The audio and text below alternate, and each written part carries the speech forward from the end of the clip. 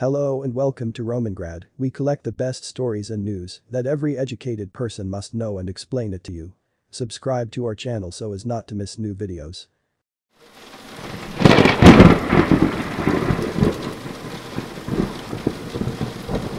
The Attack of the Dead Men was a battle of World War I that took place at Osowiec Fortress in northeast Poland on August 6, 1915. The incident got its name from the bloodied, zombie-like appearance of the Russian combatants after they were bombarded with a mixture of poison gases, chlorine and bromine, by the Germans. The Germans launched a full frontal offensive on Osowiec Fortress at the beginning of July.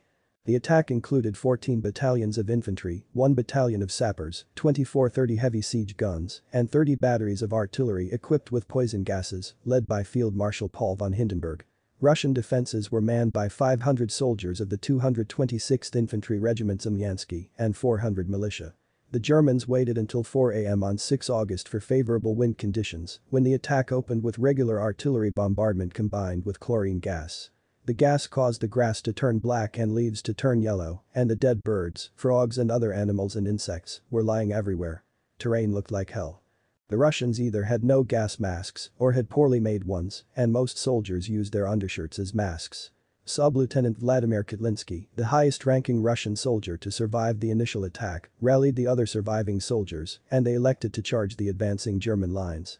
Over 12 battalions of the 11th German Division, making up more than 7,000 men, advanced after the bombardment, expecting little resistance. They were met at the first defense line by a countercharge made up of the surviving soldiers of the 13th Company of the 226th Infantry Regiment. The Germans panicked by the appearance of the Russians, who were coughing up blood and bits of their own lungs, as the hydrochloric acid formed by the mix of the chlorine gas and the moisture in their lungs had begun to dissolve their flesh. The Germans retreated, running so fast they got caught up in their own sea wire traps. The 5 remaining Russian gun nests subsequently opened fire on the fleeing Germans. The official summaries stated. At Osowiec, at dawn, the enemy, developing a strong fire and releasing large clouds of poison gas, began an assault on the fortress positions, captured the fortifications at Sosn, but was knocked out of everywhere by fire and counterattacks. In the same year, the newspapers Rusko Slovo and Skavskaya Zhizn published a recollection of one of the direct participants in the defense of Osowiec, who, regarding the counterattack on July 24, in particular, reported. I cannot describe the rage with which our soldiers attacked the German poisoners. Strong rifle and machine gun fire, high-intensity shrapnel fire, could not stop the onslaught of angry soldiers. Exhausted, poisoned, they rushed with the sole purpose of crushing the Germans. There was no one lagging behind, there was no need to hurry up someone. There were no individual heroes, the companies walked as one person, animated by only one goal, one thought. To die, but to take revenge on the vile poisoners.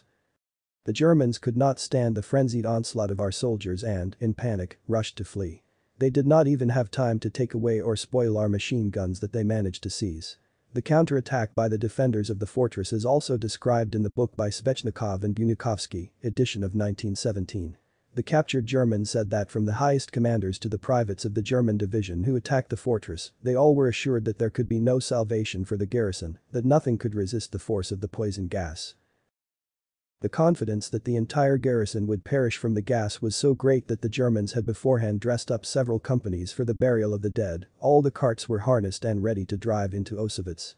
Therefore, the first shot and then the ever-increasing fire of the heavy artillery made an amazing impression.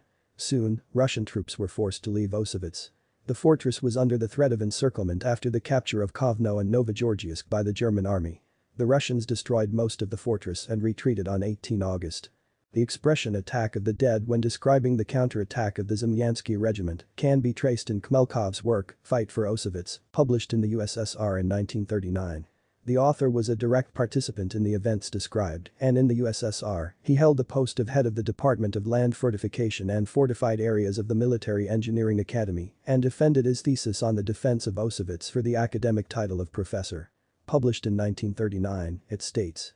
The regiment, having lost up to 50% of the poisoned, deployed troops on both sides of the railway and began an offensive. The 13th Company, meeting parts of the 18th German Regiment with a cry of hooray, launched a bayonet attack.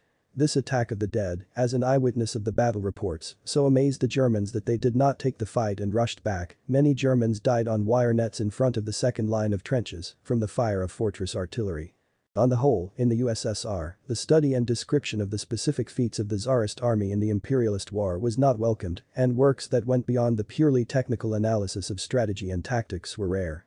Ludendorff, who at that time was the chief of staff of the German Eastern Front, writes in his memoirs, "The gas attack of the Ninth Army failed.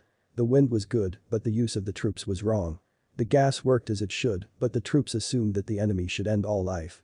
Since the enemy continued to fire in places and our artillery did not seem to open systematic fire, the infantry did not go over to the attack."